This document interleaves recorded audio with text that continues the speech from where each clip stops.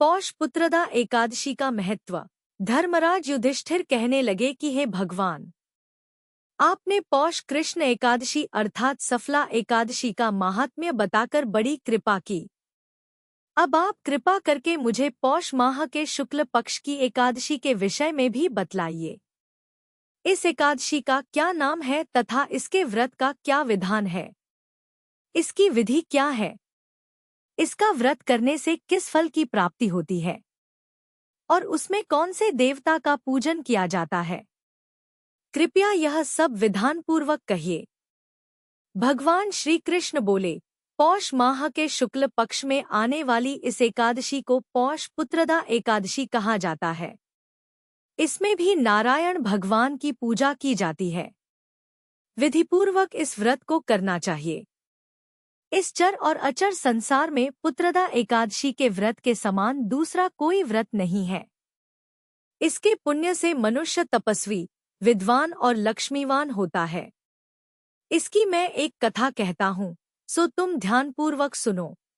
पौष पुत्रदा एकादशी व्रत कथा।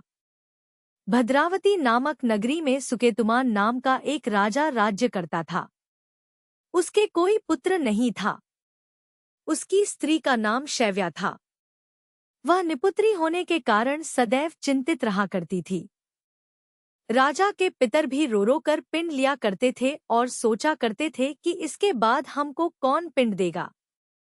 राजा को भाई, बांधव, धन, हाथी, घोड़े, राज्य और मंत्री इन सब में से किसी से भी संतोष नहीं होता था। वह सदैव यही विचार करता था कि मेरे मरने के बाद मुझको कौन पिंडदान करेगा। बिना पुत्र के पितरों और देवताओं का ऋण मैं कैसे चुका सकूंगा। जिस घर में पुत्र न हो उस घर में सदैव अंधेरा ही रहता है। इसलिए पुत्र उत्पत्ति के लिए प्रयत्न करना चाहिए। जिस मनुष्य ने पुत्र का मुख देखा है वह धन्य है। उसको इस लोक में यश और परलोक में शांति मिलती है, अर्थात उनके दोनों लोक सुधर जाते हैं। पूर्व जन्म के कर्म से ही इस जन्म में पुत्र, धन आदि प्राप्त होते हैं। राजा इसी प्रकार रात दिन चिंता में लगा रहता था। एक समय तो राजा ने अपने शरीर को त्याग देने का निश्चय किया, परंतु आत्मघात को महान पाप समझकर उसने ऐसा नहीं किया। एक दिन राजा ऐसा ही विचार करता हुआ अपने घोड़े पर चढ़कर वन को चल दिया तथा पक्षियों और वृक्षों को देखने लगा। उसने देखा कि वन में मृग, व्याघ्र, सूअर, सिंह, बंदर, सर्प आदि सब भ्रमण कर रहे हैं। हाथी अपने बच्चों और हथिनियों के बीच घूम रहा है। इस वन में कहीं तो गीदड़ अपने कर्कश स्वर में बोल रहे हैं, कहीं उल्लू ध्वनि कर रहे हैं। वन के दृश्यों को देखकर राजा सोच विचार में लग गया। इसी प्रकार आधा दिन बीत गया। वह सोचने लगा कि मैंने कई यज्ञ किए, ब्राह्मणों को स्वादिष्ट भोजन से तृप्त किया, फिर भी मुझको दुख प्राप्त हुआ। क्यों? राजा प्यास के मारे अत्यंत दुखी हो गया और पानी की तलाश में इधर उधर फिरने लगा। थोड़ी दूरी पर राजा ने एक सरोवर देखा। उस सरोवर में कमल खिले थे तथा सारस, हंस, मगरमच्छ आदि विहार कर रहे थे। उस सरोवर के चारों तरफ मुनियों के आश्रम बने हुए थे। उसी समय राजा के दाहिने अंग फड़कने लगे।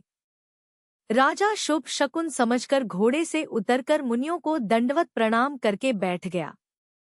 राजा को देखकर मुनियों ने कहा, हे राजन, हम तुमसे अत्यंत प्रसन्न हैं। तुम्हारी क्या इच्छा है, सो कहो। राजा ने पूछा, महाराज आप कौन हैं और किस लिए यहाँ आए हैं? कृपा करके बताइए। मुनि कहने लगे कि हे राजन, आज संतान देने वाली पुत्रदा एकादशी है। हम लोग विश्वदेव हैं और इस सरोवर में स्नान करने के लिए आए हैं।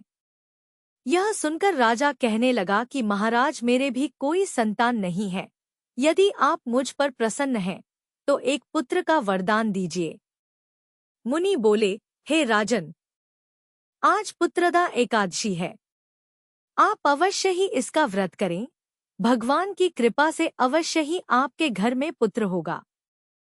मुनि के वचनों को सुनकर राजा ने उसी दिन एकादशी का व्रत किया और द्वादशी को उसका पारण किया। इसके पश्चात मुनियों को प्रणाम करके महल में वापस आ गया। कुछ समय बीतने के बाद रानी ने गर्भ धारण किया और 9 महीने के पश्चात उनके एक पुत्र हुआ। वह राजकुमार अत्यंत शूरवीर, यशस्वी और प्रजापालक हुआ।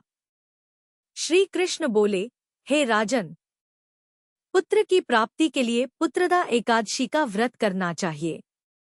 जो मनुष्य इस महात्म्य को पढ़ता या सुनता है उसे अंत में स्वर्ग की प्राप्ति होती है। वीडियो अंत तक देखने के लिए धन्यवाद। अगर आपको वीडियो पसंद आई हो तो लाइक करें। ऐसे और वीडियो देखने के लिए चैनल को सब्सक्राइब करें।